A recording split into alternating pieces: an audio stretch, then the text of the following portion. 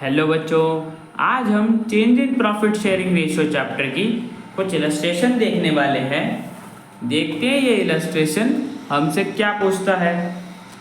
Robin, तरुण और अखिल तीन partners हैं जो प्रॉफिट शेयर करते हैं 5:3:2 की रेशियो में। बच्चों, हमें उनकी बैलेंस शीट दे रखी है कि 31 मार्च 2024 को ये उनकी बैलेंस शीट थी। बैलेंस शीट में बच्चों ध्यान रखना, हमें लायबिलिटी साइड में जनरल रिजर्व दे रखा है और प्रॉफिट एंड लॉस अकाउंट भी दे रखा है। ठीक है बच्चों, बाकी सब तो नॉर्मल एसेट्स और लायबिलिटी है।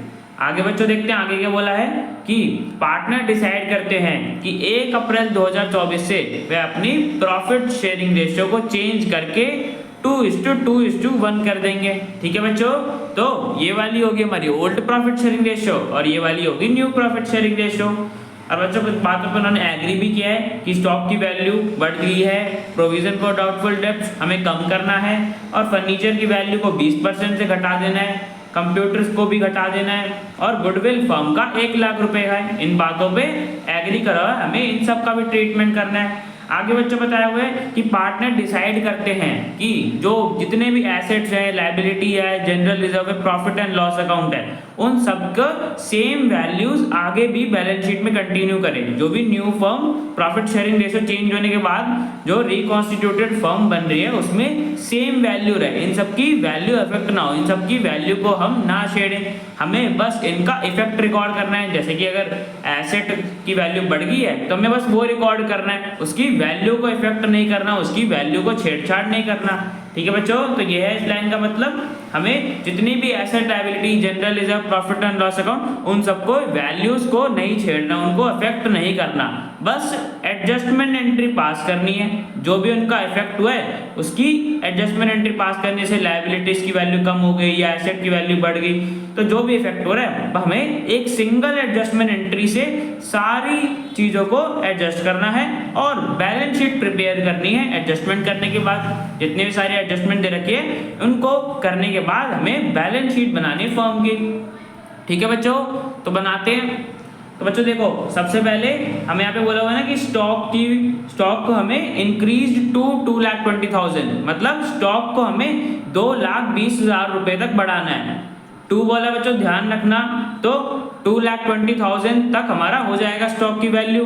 पहले कितनी थी? 2 लाख रुपए, 2 लाख से बढ़ के 2,20,000 हो गई। तो बच्चों कितनी बढ़ गई? 20,000 बढ़ गई ना। स्टॉक की वैल्यू हमारी 2 लाख रुपीज थी, बढ़ के 2,20,000 रुपए हो गई, तो बच्चों 20,000 बढ़ गई। अब बच्चों देखते हैं इसका सॉल्यूशन। देखो बच्चों, जब भी हमारे एसेट की वैल्यू बढ़ती है तो हम उसे ऐड कर देते हैं ना। यहाँ पे स्टॉक हमारा एसेट है, अब उसकी वैल्यू बढ़ गई जिससे हमें फायदा हुआ, तो हमने उसे पॉजिटिव साइड लिख दिया 20,000। ठीक है बच्चों, स्टॉक आ गया हमारा 20,000 का। और बच्चों सेकंड पॉइंट में हमें क्या बोला हुआ था कि प्रोविजन फॉर डाउटफुल डेब्ट्स हमें रिड्यूस करने हैं, इनकी वैल्यू कम करनी है 2,000 से। तो बच्चों करते हैं रिड्यूस। और बच्चों प्रोविजन फॉर डाउटफुल डेब्ट्स क्या होते हैं? हमारी लायबिलिटी होती है ना, और जब भी लायबिलिटी घटती है तो फर्म को गेन होता है, लायबिलिटी कम होती है तो फर्म को गेन होता है ना। तो प्रोविजन फॉर डाउटफुल डेब्ट्स हमारे डिक्रीज हो रहे हैं तो ये भी हमारे लिए गेन है, तो इसलिए मैंने पॉजिटिव में रख दिया। 20,000 प्लस 2,000 दोनों को ऐड कर दिया, 22,000 आ गया।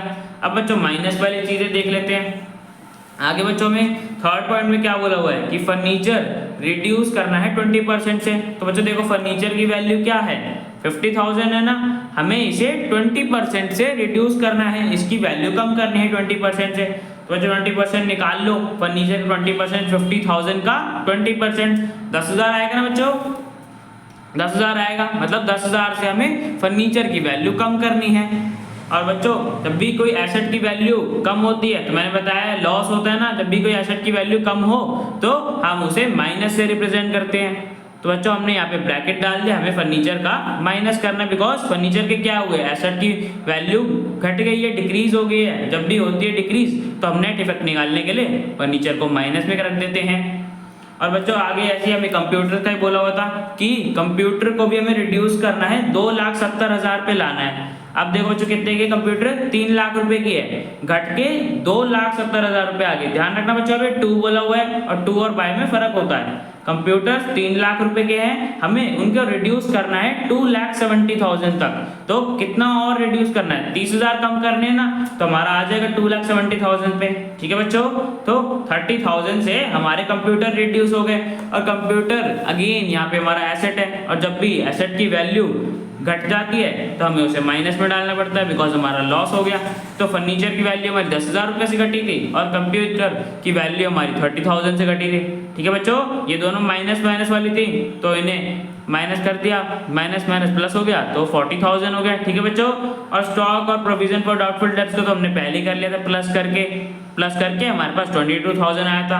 अब बच्चों निकाल लेते हैं कि रिवैल्यूएशन पे नेट इफेक्ट क्या आ रहा है। 40,000 का ये माइनस में है, ब्रैकेट से शो कर रहे हैं ना, तो बच्चों सॉल्व करोगे तो हमारे पास 18,000 आ रहा है माइनस का। और बच्चों माइनस का मतलब क्या है कि जो एसेट्स रिवैल्यू या लायबिलिटीज हमने करी है उस पे लॉस आ रहा है, लॉस हो गया है रिवैल्यूएशन पे। कितने का, 18,000 रुपए का।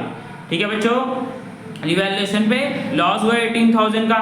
और बच्चों में और क्या बोला था कि एसेट लायबिलिटी के साथ साथ हमें जनरल रिजर्व और P&L अकाउंट और गुडविल को भी एडजस्ट करना है। गुडविल की वैल्यू भी दे रखी है ना, तो इन तीनों चीजों को भी एडजस्ट कर लेते हैं। ठीक है बच्चों, तो बच्चों देखो जनरल रिजर्व हमारा 80,000 का था। ठीक है, प्रॉफिट एंड लॉस अकाउंट, बच्चों देखो प्रॉफिट एंड लॉस अकाउंट हमें लायबिलिटी साइड दे रखा है, तो इसका मतलब क्या है कि किसी साल का प्रॉफिट डिस्ट्रीब्यूट करना रह गया है।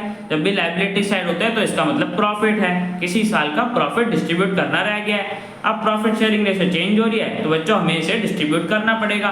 30,000 का था तो लिख दिया 30,000। और गुडविल की वैल्यू बच्चों हमें बताई रखी थी कि 1 लाख रुपए की वैल्यू थी। अब बच्चों नेट अमाउंट निकालते हैं कि हमें एडजस्ट कितना करना है, कितना पार्टनर से लेना है या इनको देना है। तो जो 18,000 पहले यहाँ पे लॉस का आया था ना, माइनस में था, और उसमें फिर हमने जनरल रिजर्व का अमाउंट ऐड कर दिया, P&L का अमाउंट ऐड कर दिया और गुडविल का अमाउंट ऐड कर दिया। तो बच्चों सब कुछ हमारे पास नेट अमाउंट आ गया 1,92,000 सॉल्व करने पे। ठीक है बच्चों, ये हमारा अमाउंट है जो एडजस्ट होएगा। सारा हमने सब चीजों का इफेक्ट रिकॉर्ड कर लिया। हमारे फर्नीचर कंप्यूटर की वैल्यू गिर गई थी तो हमने वो रिकॉर्ड कर ली, और स्टॉक की वैल्यू बढ़ गई थी, प्रोविजन फॉर डाउटफुल डेब्ट्स की वैल्यू घट गई थी तो उसका इफेक्ट भी रिकॉर्ड कर लिया, और जनरल रिजर्व और P&L भी डिस्ट्रीब्यूट होना था उनकी भी वैल्यू रिकॉर्ड कर ली, और गुडविल भी हमारा डिस्ट्रीब्यूट होना था वो भी इफेक्ट करता जो भी हमने रिकॉर्ड कर लिया। ठीक है बच्चों, तो हमारे पास नेट अमाउंट आ गया 1,92,000 का।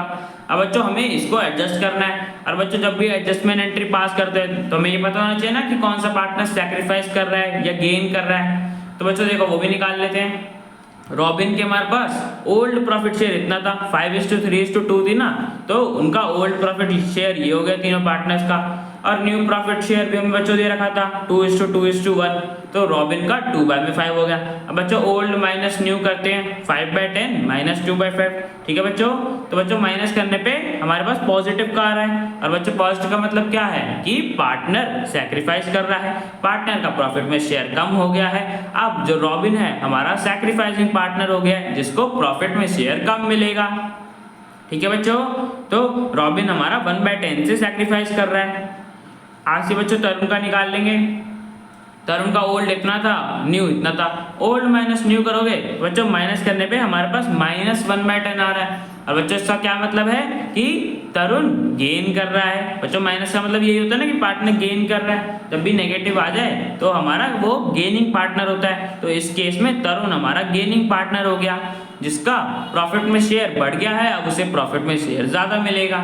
ठीक है बच्चों, तरुण का भी हमने निकाल लिया, अखिल का भी निकाल लेते हैं। अखिल का बच्चों ओल्ड 2/10 था और न्यू 1/5 था, तो बच्चों माइनस करोगे तो हमारा 0 आ रहा है। इसका मतलब कि अखिल का जो पहले प्रॉफिट शेयर था वो न्यू वाला ही है, मतलब कोई चेंज नहीं हुआ, जितना पहले उसे मिल रहा था अभी भी उसे उतना ही मिल रहा है, सेम है। ठीक है बच्चों, तो बच्चों यहाँ से एक कंक्लूजन निकलती है कि रॉबिन हमारा सैक्रिफाइसिंग पार्टनर हो गया और तरुण गेनिंग पार्टनर हो गया।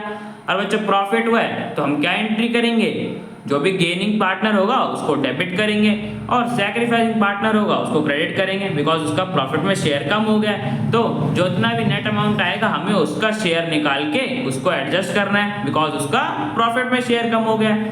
तो बच्चों शेयर निकाल लेते हैं।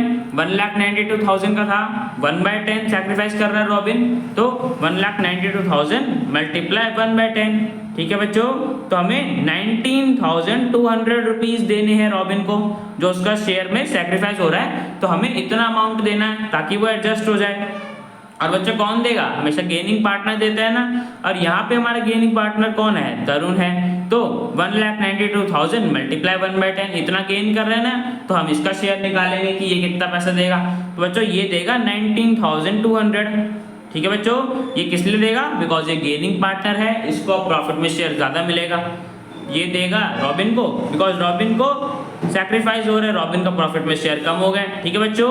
तो हमें पता चल गया, हमारे पास नेट अमाउंट भी आ गया, हमने ये भी निकाल लिया कि कौन किसको कितना पैसा देगा, ताकि सैक्रिफाइसिंग पार्टनर है उसका शेयर एडजस्ट हो जाए। तो बच्चों करते हैं एंट्री, एडजस्टमेंट एंट्री पास करते हैं। देखो बच्चों, तरुण गेन कर रहा था ना, तो तरुण देगा, और रॉबिन सैक्रिफाइस कर रहा था तो रॉबिन को मिलेगा। तो जो हमारा 1,92,000 आया था रिवैल्यूएशन ऑफ एसेट करने के बाद, रीअसेसमेंट लायबिलिटीज की वैल्यू करने के बाद, reserve, profit and loss, goodwill सबको एडजस्ट करने के बाद जो उनका शेयर बन रहा था, अब हमने उनसे एडजस्टमेंट एंट्री पास कर दी। तरुण के कैपिटल अकाउंट को डेबिट कर दिया 19,200 रुपीज से, और रॉबिन के कैपिटल अकाउंट को क्रेडिट कर दिया, बिकॉज रॉबिन को मिलना था 19,200 रुपीज से, ठीक है बच्चों।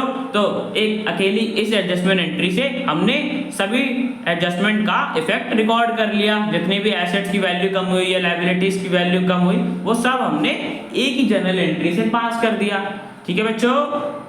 तो क्वेश्चन में यही बोला था कि एडजस्टमेंट एंट्री पास करनी है और बैलेंस शीट की वैल्यू बतानी है। आफ्टर डूइंग द एडजस्टमेंट, सारी एडजस्टमेंट करने के बाद हमें बैलेंस शीट भी बनानी थी। तो बच्चों देखो, जो हमारी बैलेंस शीट थी उसमें लायबिलिटीज और एसेट, हमारे रिजर्व सब सेम रहेंगे, बिकॉज हमें क्वेश्चन में यही बोला था ना कि हमें उनकी वैल्यूज को नहीं छेड़ना। तो जो यहाँ पे वैल्यूज है वो सेम वैल्यूज वहीं पे जाके शिफ्ट हो जाएंगी, सेम, कोई चेंज नहीं होगा किसी भी लायबिलिटी या किसी भी एसेट के अमाउंट में, बिकॉज हमें क्वेश्चन में यही बोला था कि पार्टनर चाहते हैं कि वह सेम वैल्यूज पे शो करें। जितने भी asset, liability, general reserve, P&L सब सेम वैल्यूज पे शो होता रहे जैसे पहले था। अब बच्चों बस चेंज किस में होगा, कैपिटल अकाउंट में, बिकॉज तरुण ने दिए ना रॉबिन को। देखो बच्चों, यहाँ पे जो हमने जनरल एंट्री पास करी है, अब इसमें तरुण दे रहे हैं ना, तो हमें तरुण के कैपिटल से माइनस करना पड़ेगा, बिकॉज तरुण के कैपिटल से हमने यहाँ पे डेबिट भी करे हैं, तो उसके कैपिटल से अमाउंट माइनस करना पड़ेगा, और रॉबिन के अकाउंट में प्लस करना पड़ेगा, बिकॉज रॉबिन का कैपिटल इतने अमाउंट से हमने क्रेडिट करा था। क्रेडिट का मतलब कि इतने से बढ़ गया है, 19,200 हमें प्लस करना पड़ेगा, ठीक है बच्चों।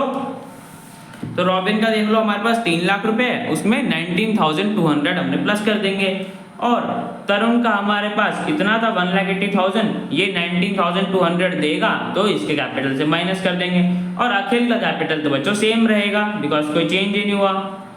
तो बच्चों अब देख लो, हमारी बैलेंस शीट ऐसी बनेगी, सिंडिकेटर सेम अमाउंट, सबका सेम अमाउंट है, जनरल रिजर्व, P&L सबका सेम अमाउंट है, बस कैपिटल में चेंजेस हो गए। रॉबिन के में हमने प्लस कर दिया है और तरुण के में हमने माइनस कर दिया है, अखिल का सेम भी था, ठीक है बच्चों।